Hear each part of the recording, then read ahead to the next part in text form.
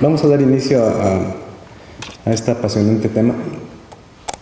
Primer paso, vamos a hablar un poquito de la descripción que ocurrió por primera vez en 1977 por el doctor Fontaine, pero posteriormente el doctor Mark Marcus y su grupo establecieron la primera serie reportada de displasia arritmogénica ventrículo derecho en 24 pacientes adultos. Esto fue en el 82. Tenemos que saber que de aproximadamente el 3 al 10% de la muerte súbita inexplicable ocurre aproximadamente en menos de 65 años y son por este padecimiento. También ocupa el 20% de la muerte súbita en menos de 40 años y aunque no sabemos que la prevalencia exacta, sabemos que varía entre 1 por cada 2.000 a 1 por cada 5.000. Sin embargo, en algunas regiones, como en la región de Véneto, en Italia, esta puede llegar a ser tan alta de 0.4 a 0.8. Sabemos que afecta principalmente a individuos entre 10 años y 40 y es raro que se detecte este padecimiento en lactantes y escolares. Sin embargo, a veces se llega a encontrar en chicos entre 10 y 12 años y puede detectarse principalmente por palpitaciones y dolor precordial. No hay predominio de género, aunque en algunas series hay cierta predisposición por el género masculino. Principalmente afecta a la raza blanca y el del 50% se relaciona a actividad atlética. Con respecto a los aspectos genéticos, sabemos que en el 30-50% de los casos casi siempre hay un familiar que tiene una afectación o que se ha sido determinado este padecimiento. La herencia autosómica dominante por mucho es la más frecuente y principalmente se encuentran los cromosomas 1, 2, 10, 13 y 14, aunque recientemente también se han encontrado en otros cromosomas. En la herencia autosómica recesiva prácticamente está confinada al cromosoma 17 y es la enfermedad de Naxos, escrita en esta isla en Grecia, la isla de Naxos, y también existe su participación genética esporádica. El principal problema está situado sobre los desmosomas y dos proteínas principales, la desmoplaquina y la placoglobina, y en ambas se han encontrado autosómica dominante y autosómica recesiva la herencia, y en la placoglobina principalmente autosómica recesiva, que es precisamente la que comentábamos que es la enfermedad de Naxos. Pero si vemos actualmente todos los genes que han sido encontrados en la de tipo dominante, son principalmente 8, que son los 8 primeros que están aquí. Y nosotros, en los últimos 4, aún todavía no se conoce sobre qué proteína está alterada. La definición, más que una displasia arritmogénica, más bien es una cardiomiopatía caracterizada por alteración de la función y la estructura del ventrículo derecho, principalmente porque sabemos que también puede afectar al ventrículo izquierdo, y ocurre un reemplazo del miocardio por tejido fibroso y graso. En la hepatogénesis no se sabe con certeza, pero sabemos que existe un proceso apoptoico, una muerte celular programada importante, con distrofia miocárdica, y en algunos casos han encontrado datos de miocarditis, aunque no se ha podido establecer una relación directa con algún proceso infeccioso específico. Al final del camino hay un reemplazo del tejido, y debemos decir que es un reemplazo porque no es una infiltración, sino es un cambio de unas células por otras.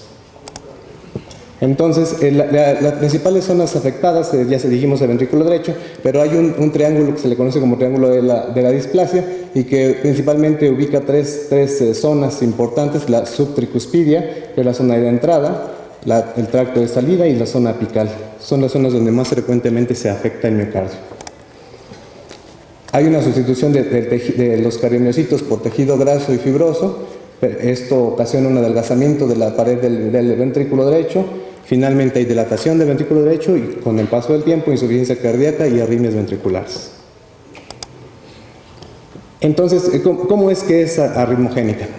La arritmogénesis ocurre principalmente debido a los cardiomiocitos que están todavía en buenas condiciones y que están rodeados o alrededor de tejido fibroso y graso, y finalmente son estos los que dan esos potenciales tardíos que finalmente participan en circuitos de reentrada a través de los tejidos fibrosos, ocasionando las arritmias ventriculares.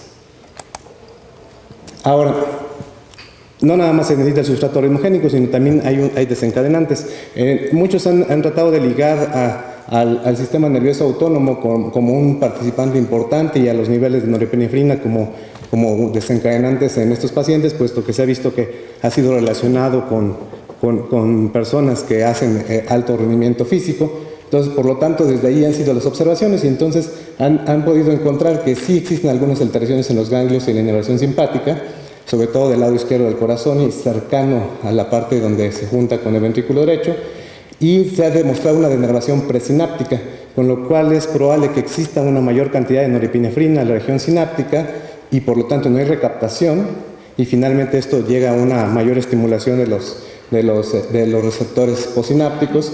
Y esto se pudo evidenciar a través de un estudio en el que se administró un análogo de la norepinefrina, que es la hidroxilefrina, y en PET se pudo observar que en algunas zonas del ventrículo derecho no había una captación adecuada. Además, también sabemos que existe una disminución del tono vagal, ya porque vemos incremento en la dispersión del QT y disminución de la variabilidad de la frecuencia cardíaca. Entonces, ¿qué sucede? Que estos registros que ven aquí ustedes son intracavitarios, son dentro del corazón, están colocados principalmente en la altura de las de His y del ventrículo derecho. Y ven ustedes cómo después de la instalación del QRS existen estos pequeños potenciales. Son precisamente los que creemos que se han originados por estos remanentes de cardiomiocitos que todavía están con vida. Entonces, este potencial tardío da origen a las alteraciones electrográficas principales que se han descrito en esta cardiomiopatía, donde es conocida la famosa onda épsilon, que es una inscripción que se ocurre tardía, aproximadamente 100 milisegundos después de la inscripción del QRS, y la característica de la onda T, que es invertida, casi siempre en el 70%. Sin embargo, la onda epsilon, que es no patognomónica, pero muy relacionada al diagnóstico, solamente se ve en el 30%. Lo que origina es una taquicardia que se caracteriza por bloqueo de rama izquierda y puede tener el eje superior o el eje inferior. Lo frecuente es que sea con el eje superior, es lo que la caracteriza, como en la siguiente, donde el eje está hacia arriba. Pero lo importante es que tenga un bloqueo de rama izquierda durante la taquicardia. Las manifestaciones clínicas son variables, pero esas tres que les puse marcadas en color azul son las características o las típicas. Finalmente, muchos padecimientos dan palpitaciones, muchos padecimientos dan síncope, pero pocos dan muerte súbita. Entonces, cada una se presenta en una frecuencia de 25 a 30%, y otros síntomas que pueden aparecer, como el mareo, disnea, náusea, diaforesis, dolor precordial, son menos específicos. Sin embargo, se debe de considerar nada más como parte del cuadro. Pero estos tres son los que debe uno intencionadamente preguntar en el paciente o investigarlos. Tiene 4 fases clínicas.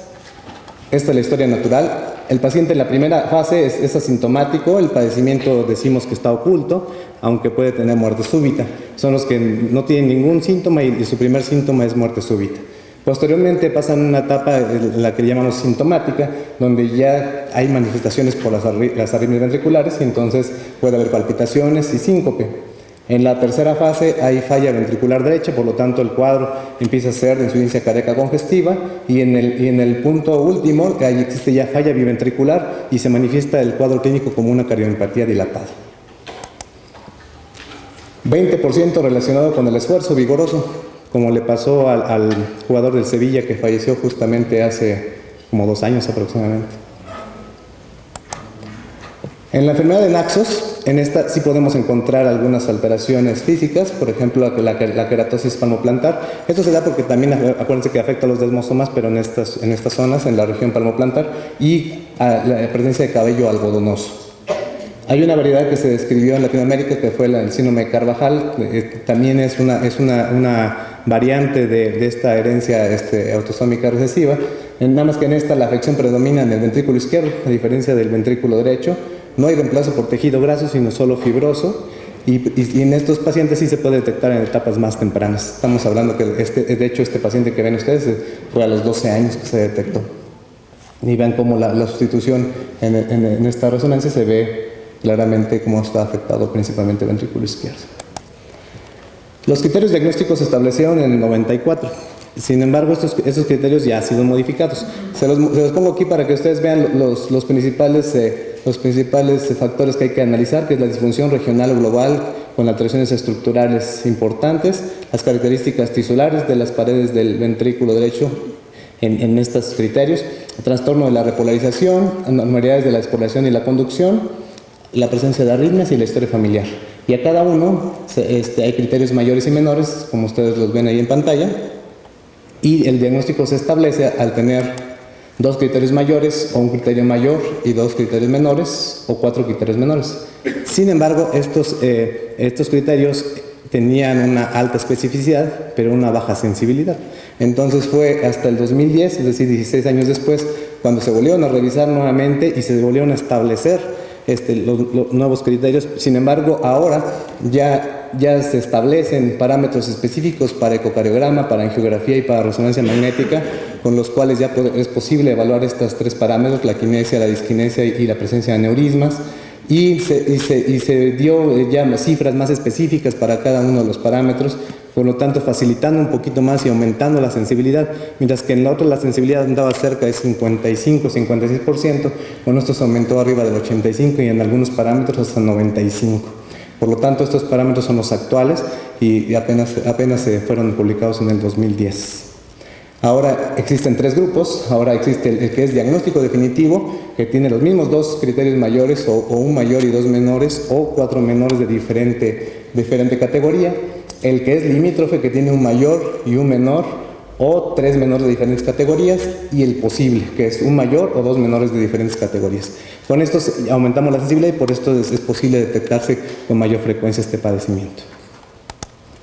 También igual la evaluación diagnóstica, ya la resonancia está incluida con mayor fuerza, puesto que ahora ya hay más experiencia y ya no solo queda limitado a los centros con experiencia, sino ahora ya hay experiencia en casi todos los centros. Y este signo es un signo que se quiere promover como característico de este padecimiento, que se llama signo del acordeón, y que es sobre la pared del ventrículo derecho, pared libre del ventrículo derecho, y esta forma arrugada que da cuando existe la sustitución importante de tejido graso. La angiografía sigue siendo vigente todavía para ver la disquinesia y es posible ver con esta también algunos aneurismas en el ventrículo derecho principalmente. El ecocardiograma también igual siendo vigente para ver la evaluación de la función y vean ustedes la dilatación importante en las cavidades derechas. El electrocardiograma de señal promediada también está incluido entre los criterios y en este ya también igual se mejoraron los criterios. Ahora los potenciales tardíos con presencia de potenciales anormales se detectan hasta más del 50%, entonces también igual encontrando 3 parámetros distintos, con 2 parámetros aumenta la sensibilidad hasta el 95%. El tratamiento en estos pacientes debe estar como primer objetivo, pues, evitar la muerte súbita, que es el síntoma que nos preocupa. La restricción del ejercicio es mandatoria y el tratamiento farmacológico es la primera línea de tratamiento. Aquí hay controversia en algunos medicamentos, sobre todo en la amiodarona, puesto que el sotalol, la amiodarona y el beta-bloqueadores han sido los que han mostrado mejor efecto, pero hay por ahí una serie de estudios donde se ha mostrado que la amiodarona a largo plazo podría participar también en algún proceso fisiopatológico para desencadenar muerte súbita a largo plazo. El paso número 1 es estratificar al paciente y saber qué paciente es el de alto riesgo, porque es el que hay que prevenir que pueda llegar a tener muerte súbita. Entonces, estos parámetros clínicos son los que más ayudan a determinar esto, y sabemos que per se el síncope en un paciente con este padecimiento es de alto riesgo. El dolor precordial atípico recurrente, los datos clínicos de falla de ventrículo derecho, la taquicardia ventricular como debutante de los síntomas, recurrencia de la taquicardia ventricular a pesar del tratamiento, dispersión del QRS más de 40 milisegundos y la disfunción del ventrículo izquierdo, siendo los más importantes la falla del ventrículo derecho y la disfunción del ventrículo izquierdo como detectores tempranos de una posibilidad de muerte súbita.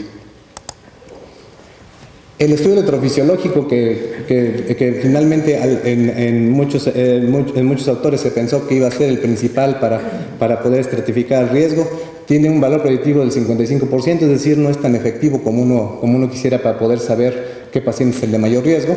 Sin embargo, tiene utilidad para guiar el tratamiento con ablación cuando se le decide ir a eliminar la taquicardia o al menos disminuir los circuitos de taquicardia.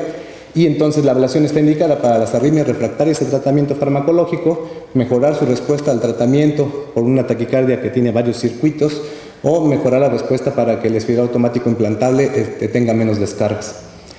Sin embargo, las recaídas son altas, hasta el 40-60% en las series más largas, y ahora con la introducción del mapeo electroanatómico y el sistema CARTO podemos identificar las zonas de cicatrices específicas e ir a producir pequeñas quemaduras de ablación en esas zonas y poder eliminar algunos de los circuitos, aunque sabemos que estamos luchando contra múltiples circuitos. Por lo tanto, la ablación solamente está resultando resolutoria en algunos pacientes cuando son con procesos menos intensos o con poca afección del tejido. Entonces, aquí por ejemplo ven ustedes cómo se estimula en el ventrículo derecho con un tren de estímulos y un extraestímulo, y desencadena la taquicardia, y la taquicardia característica con bloqueo de rama izquierda y con el eje superior. Otro ejemplo de ablación, aquí vemos dos zonas de cicatriz que están enmarcadas en color rojo, y los puntos rojos donde se dio ablación y pudo eliminarse el circuito de la taquicardia en esa zona. Las recomendaciones de Task Force para el tratamiento y vigilancia de estos pacientes: sabemos que la indicación para el desfibrilador automático implantable está recomendado como prevención para la muerte súbita para el paciente con taquicardia ventricular o fibrilación ventricular documentada, con tratamiento médico óptimo y con una buena expectativa de vida y buen estado funcional. Sin embargo, pues ya saben, hay situaciones en las que no se dan siempre así, entonces por lo tanto también puede ser usado para el paciente que tiene una enfermedad avanzada y que tiene historia de muerte súbita familiar. La amiodarona y sotalol son de los que les digo han sido los más efectivos para tratamiento de las arritmias, y la ablación nos puede ser útil para el tratamiento recurrente de una taquicardia ventricular que no responde bien al tratamiento farmacológico. El estudio electrofisiológico en algunos casos puede ayudar a estratificar riesgos, sin embargo ya sabemos que no es lo más específico. En el seguimiento a largo plazo, que muchos de las series que se han publicado van la más larga va a cerca de 30 años, pero la gran mayoría van a 10 años, y todavía no sabemos muchas situaciones que puedan pasar quizá en el futuro, pero sabemos que aquellos pacientes que se les puso el desfibrilador automático implantable sí presentaron un alto índice de taquicardia ventricular rápida, sobre todo en los primeros 2 años después del implante. Sabemos que hay recurrencia de taquicardia ventricular rápida hasta los primeros 3 años, pero pasando estos primeros 36 meses ya esto disminuye en forma importante. Los pacientes que no tuvieron factores de riesgo y que muchos de ellos no se les implantó desfibrilador automático implantable, presentan también una baja incidencia de desfibrilador automático a largo plazo. El tratamiento solo con ablación, casi todos presentaron las recurrencias que les comentamos de 40-60% en los primeros 2 años. Entonces, el desfibrilador es la forma en que podemos prevenir la muerte súbita. La mortalidad, a pesar de desfibriladores y a pesar de todo, sigue siendo de 2 al 3% por año, más o menos de un 15% en un tiempo aproximado de 10 años. Y las causas siguen siendo las arritmias ventriculares. Sin embargo, nada despreciable la insuficiencia cardíaca o la falla cardíaca a largo plazo. Y esto ha sido controversial porque en algunas series han encontrado hasta 70% de causa de la muerte, principalmente la insuficiencia cardíaca o la falla de los ventrículos, más que las arritmias, mientras que en otras series ha sido principal las arritmias ventriculares. Entonces, hasta el momento es un poco controversial. Finalmente, las dos han sido reconocidas como las causas más frecuentes.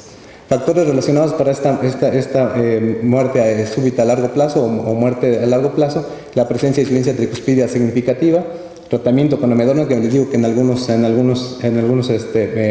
estudios se ha encontrado relacionado, y la falla biventricular, que esa queda clara. El trasplante cardíaco, en las experiencias más largas, la serie más larga de 25-26 casos, que hay una sobrevida de 88% a un tiempo aproximado de 5 años. Como conclusiones, el tratamiento de cada paciente debe individualizarse dependiendo de las características del paciente y la afección y el grado de afección del padecimiento. El DAI sabemos que es el tratamiento más efectivo y que previene la muerte súbita de nuestros pacientes, y sabemos que a lo largo esta enfermedad es progresiva y que requiere de evaluación integral y un tratamiento oportuno con fármacos y desfibrilador automático implantable. Gracias.